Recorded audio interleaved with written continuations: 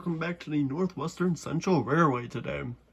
Now today, sorry, I still have that sickness from the previous video I made. So for today's episode, we got something a little different. Today we are going to do a countdown of the top 5, count them, 5 best O-gauge engines that I have in my collection. Now I'm not talking about ones in general because that's now to be like an hour-long video and I don't know anything about editing. But we're not going to do that today. We're going to do just a tier list of the trains that I own personally, that I can have in physical form. And well, there's a little bit of a criteria that's account for this. Okay, number 1, it has to be a functioning model, which it have all its proper features and fully operating functions without any hiccups or problems with it in the future or the past. Number 2, it has to strictly be O-gauge trains, and I'm talking about any O-gauge train that was made from I believe it was from 1900. I'm trying to remember when I don't remember exactly when the first O-gauge trains were made, but I think it was around the 1900s to pretty much now, any era, pre-war, post-war, NPC, and now. For number 3, it could be any brand. It doesn't have to be Lionel, MTH, Weaver, Williams. It doesn't matter which one. Even though you probably know where all the credit's gonna go. And yeah, I got them three basic rules. We're gonna get started. So I'm gonna kind of do like a little honorable mention before I start the list, because it got really close, but I ultimately cut it because it was just such a hard competition with everything else. If I was doing top 6, this would easily be on the list. But yeah. So for honorable mention, this is going to be my Lionel conventional GP9 from 1990. And yes, it is considered O-gauge because Lionel did make a model of an O-gauge GP7 and GP9 in the post-war era and in the MPC era. So I might as well include the one from the Richard Kuhn era. I believe it was the LTI era is what it was called. So yeah, perfect running engine. I absolutely love the colors on this thing. It is vibrant, it is cool, it's eye-popping, catchy, and above all, it's slick. Like there's no problems or with the paints. There's no overlap with any other spots or scuffs on it. It's in great condition, and it is a trooper at running. It does pull a good amount of weight behind it. And oh yeah, I forgot to mention, at the end of the video we will run each train separately or for a few of them at the same time, just get a little bit of excitement going. But the thing I love about this engine so much is I just love engines with magnet traction, and I don't know if you can really see it, but it looks like it looks like the magnet traction wheels on it. But either way, made up that bullshit because I absolutely love it, and that's why the GP9 from 1990 for the 90th anniversary set will be honorable mention. Alright, on to the list. So for number 5, we're going to do, trying to get them out. Now these are all very, very close for number 1, and it was pretty goddamn hard to make this list. So for number 5, we're gonna do my Lionel MPC yard side switcher from 1980s. I believe it was 86. Now I got this switcher set with in a set for the yard sheaf, which I did a ASMR video on. I may do a full review of it if the demand is asking for it. But I really love this engine so much, and it does have a post-war counterpart, which I'm still looking for, but I will go for this, even though it is very much a lot cheaper and functional. and does not look like a pile of dust. So I'm going to unhook the tether here. I'll get to that shortly. So we're going to go over the features of this engine. This has a 3-position E unit. This does have the CAN motors. It's debatable whether or not if they're better than the drivetrains, because the CAN motors from the 80s aren't really reliable, so I don't know how long this thing is going to last. But either way, great great runner, sorry. It is very smooth. It does have the metal die-cast knuckle coupler up front with the metal plunger. All die-cast metal construction. Great detail all around. Coming into the cab, same thing. And the real reason why I love this engine so much is because of the drive rods on this thing. I don't know why. I absolutely loved the design of the drive rods on these specific types of switchers because they're just so cool, eye-popping, with so much movement going on. And then when it comes to the tender, there's a reason why this is number 6. It's pretty crappy, I would have to admit. But there's only one feature on this thing that makes it stand out. That doesn't make it entirely crap, but exclusively crap.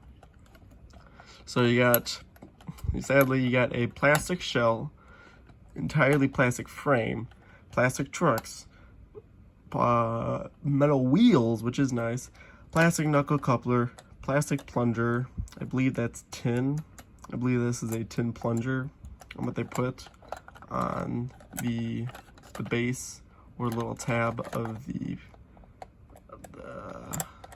knuckle so it can open it. And then the only good feature about this, which makes it a little bit different, is the headlight. This brings me to the tether coming from the back of the engine. You insert it through the front here of the tender with the little circles here, and then inside there's hard to say, it's like I believe it's a directional circuit board, which when you put the train in reverse, the light on the back of the tender will light up depending on how much voltage is on it. So I will have to say, it is a very nice feature. I absolutely love anything New York Central, even though I barely have any of it.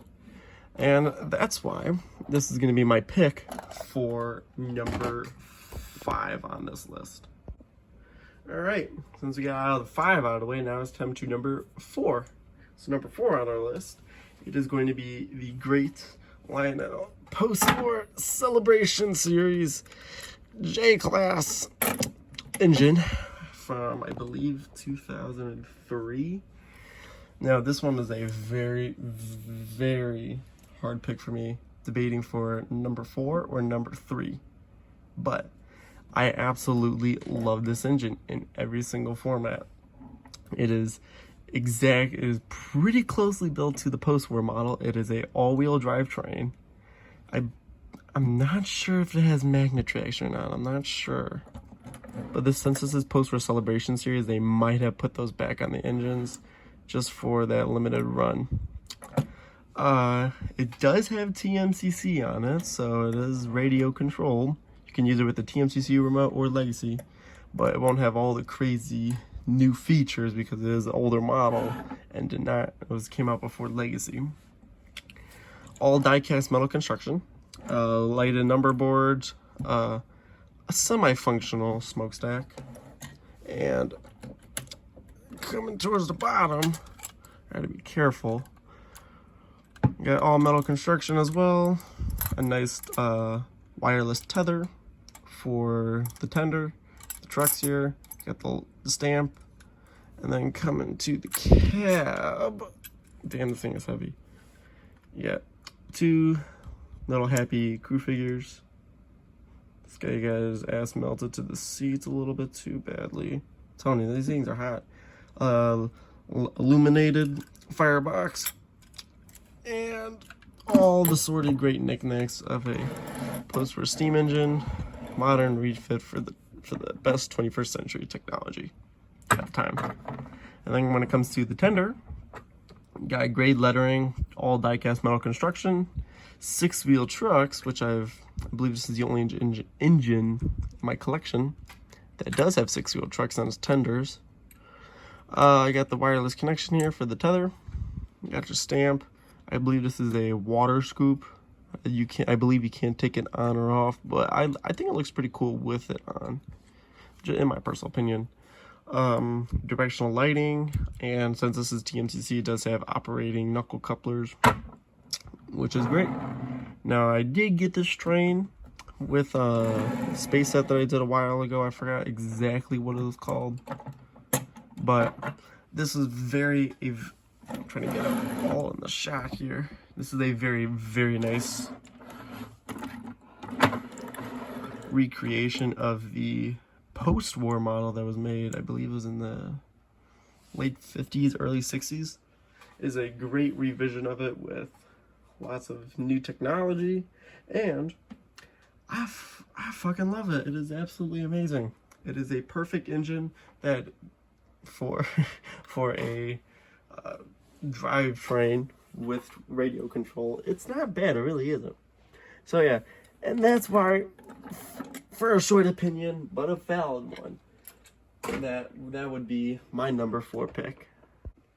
Alright, number 4 down, now it's time to number 3.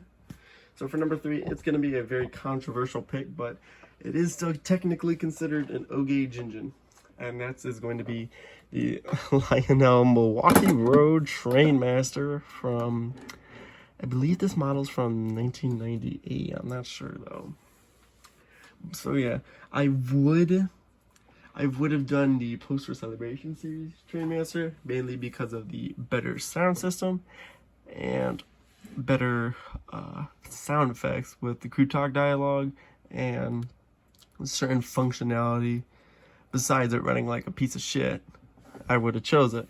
But I would have done but I would nominate 3rd place for any of my other 3 standard TMCC Trainmasters besides that one.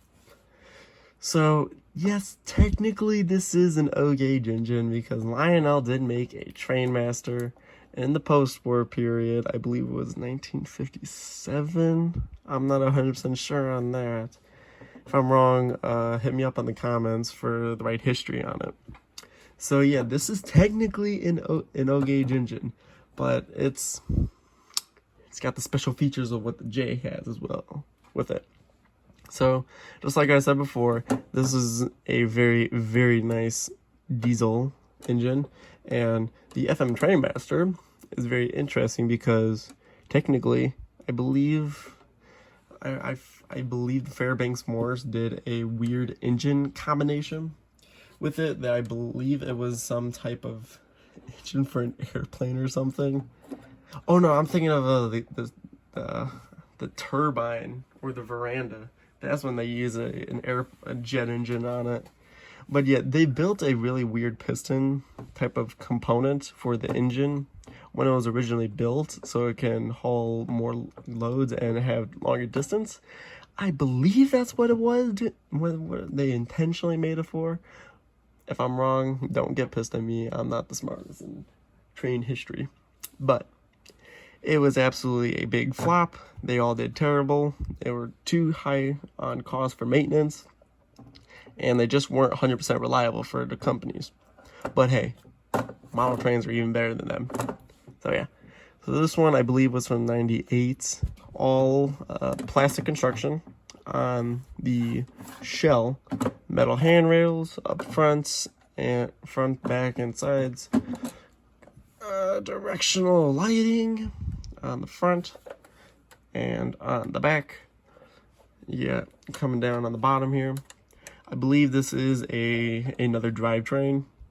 This is a little extra junk there.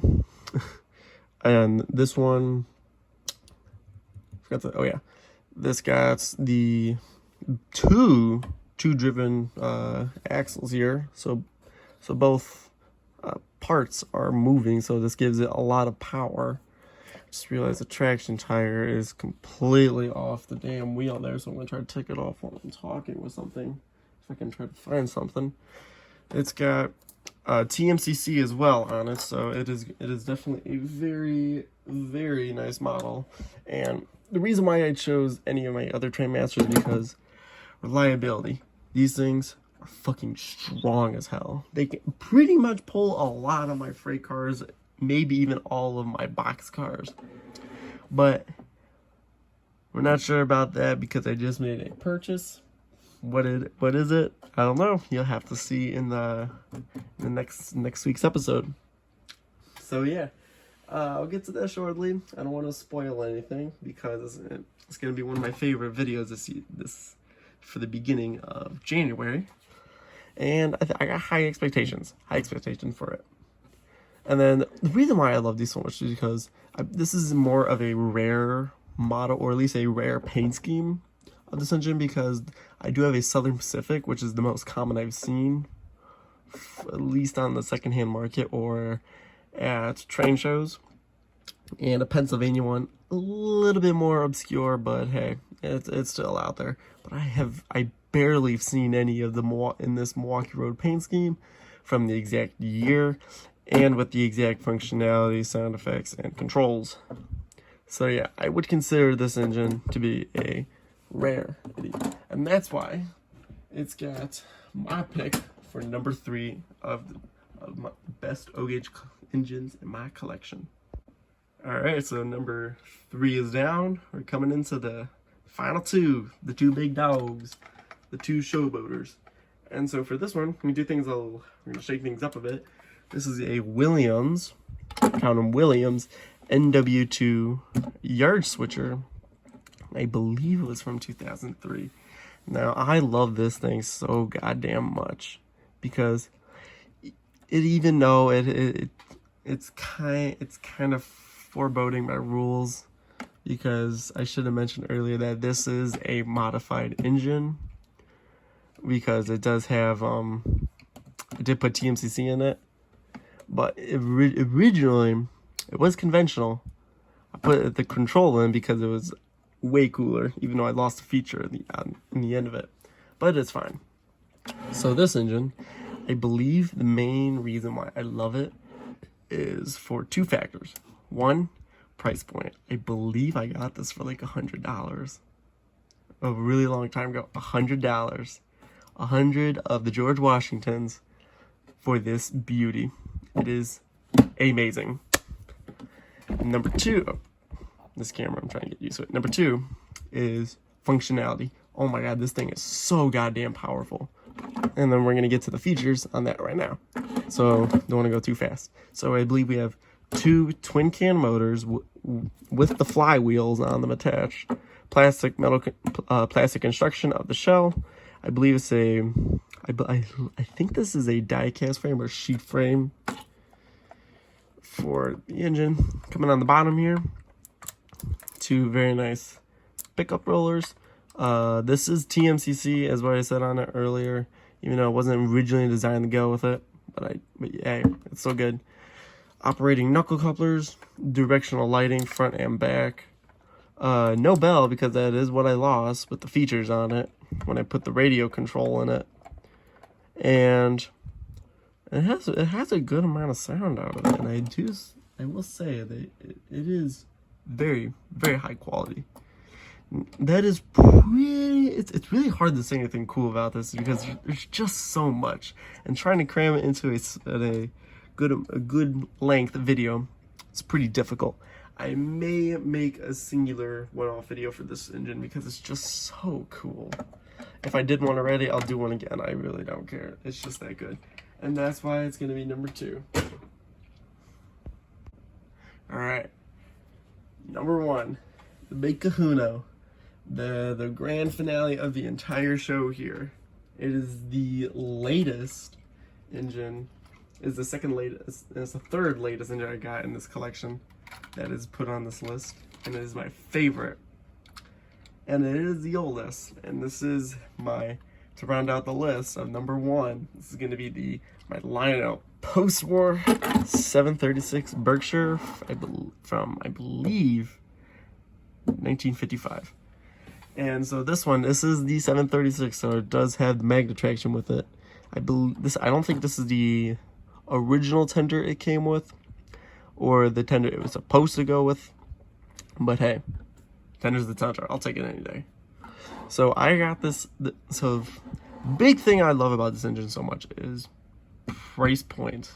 I got a fucking amazing deal on this engine. It's by far the best thing I've ever seen in my life, and I even got some free service out of it when I was having some problems with it. That they said they'll fix it for free, and I found out it was like a $50 or $60 repair. I'll take that any day.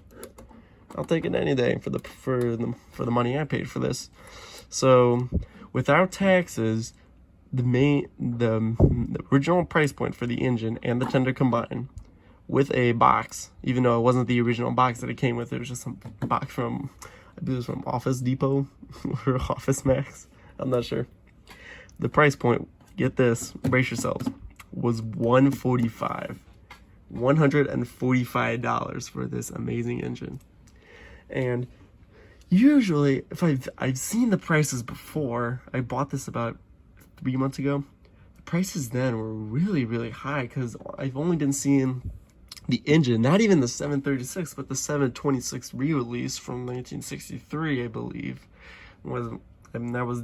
they brought back the 726 because of the Korean War. They had to cut magnet traction, I believe, on all their engines. So for the engines that did have magnet traction, and then they got converted to re-releases, those were the ones that I find a lot, especially of the Berkshire. And I could never find a 736 or a 726 even close to 150 or even 145.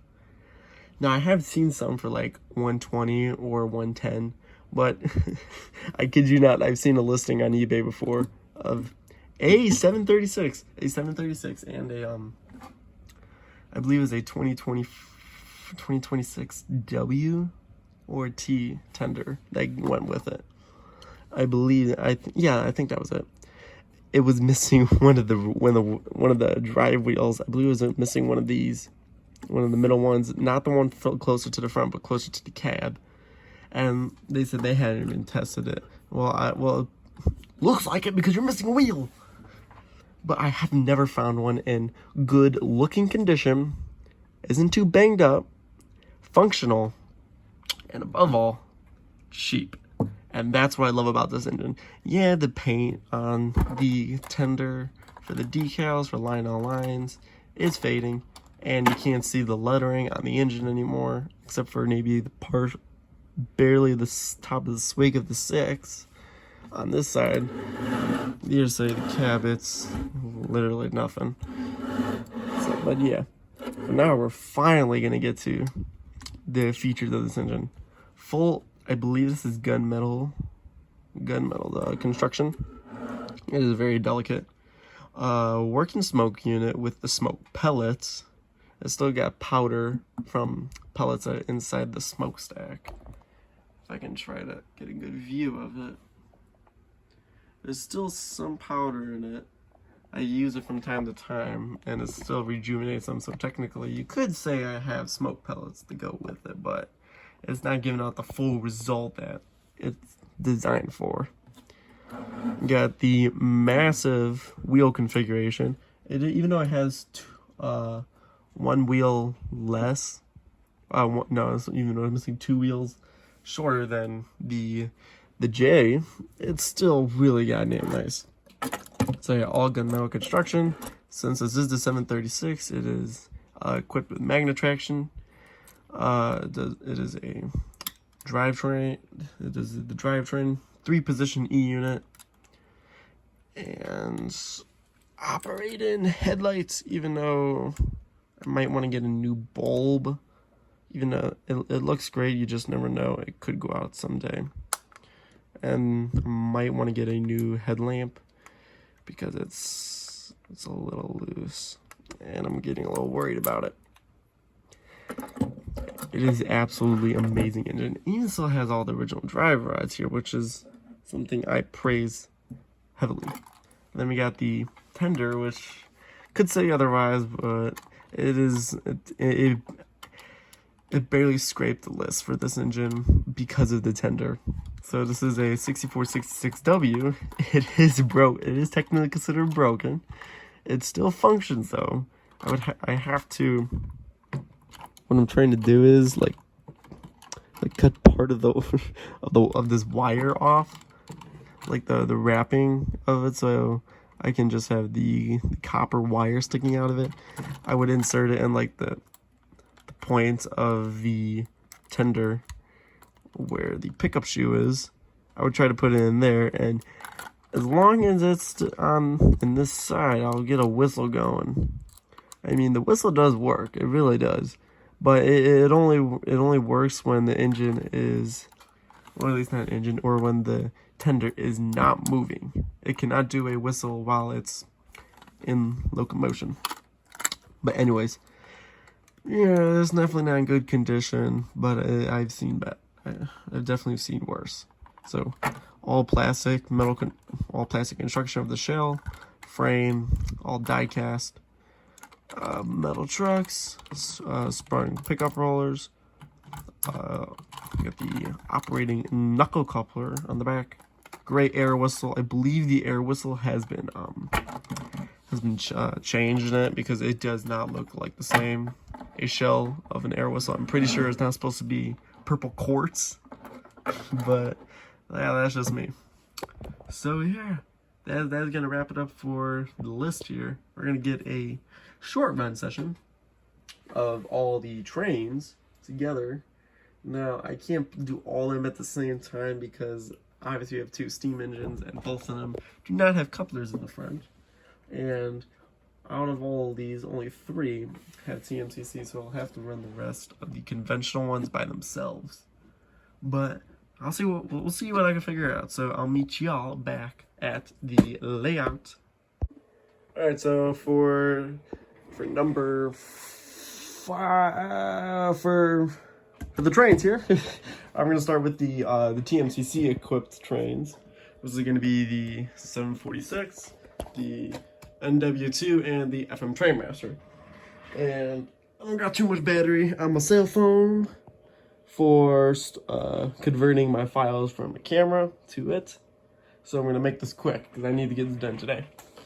The power going. I got a latch that's configured in my legacy remote.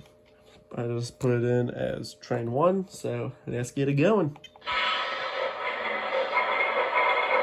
You'll hear most of the train master in the back there.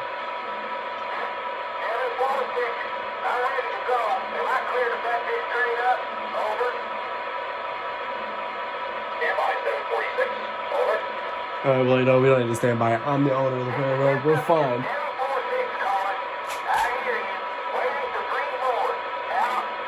Alright, we'll be alright.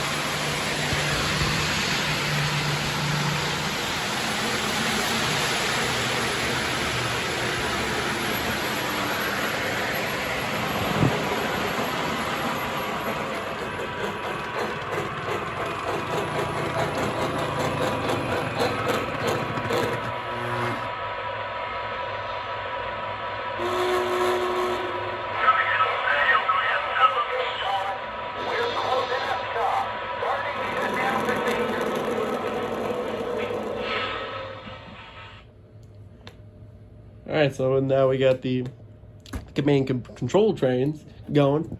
we're gonna get going on with the conventional ones. We're gonna see how that one goes. Alrighty, so I'm gonna try to see how this is gonna go. I'm not sure what the outcome is gonna be, but it's gonna be interesting. I'm gonna do a a conventional lash up with the 736 and the GP9 at the same time. I'm not sure how this is gonna go, but let's see what happens.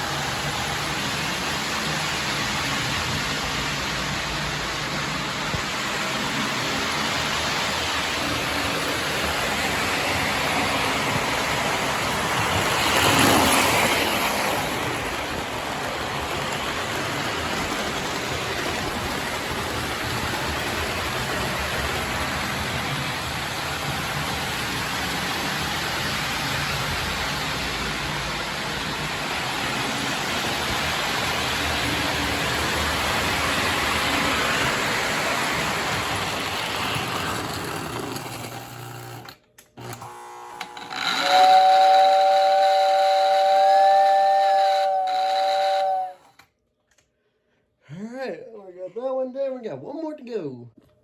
Alright, to finish out this glorious countdown review of my top 5 engines, O-gauge engines in my collection, we're gonna run the MPC Yard-Side Switcher to end off the video.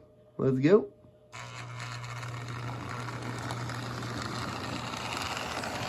Let's take a quick look at the drivers.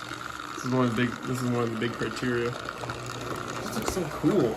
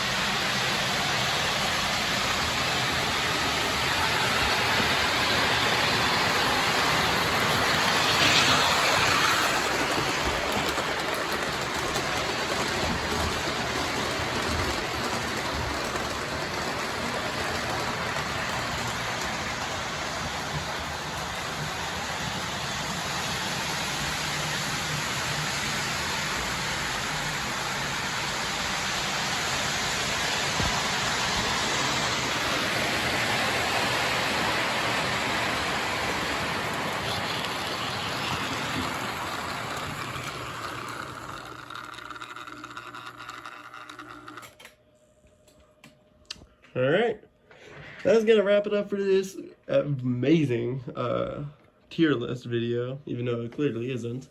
Hope y'all enjoyed it. We got a good video coming out next week. Hopefully it's gonna be next week unless there's gonna be any complications with it. So yeah, that's gonna wrap it up for this video. Like, subscribe, you know the drill already. It gets very repetitive when other YouTubers do it. I just need it for the recognition. So yeah, that's gonna wrap it up for this video. This is the Northwestern Central Railroad signing off. Have a very nice day.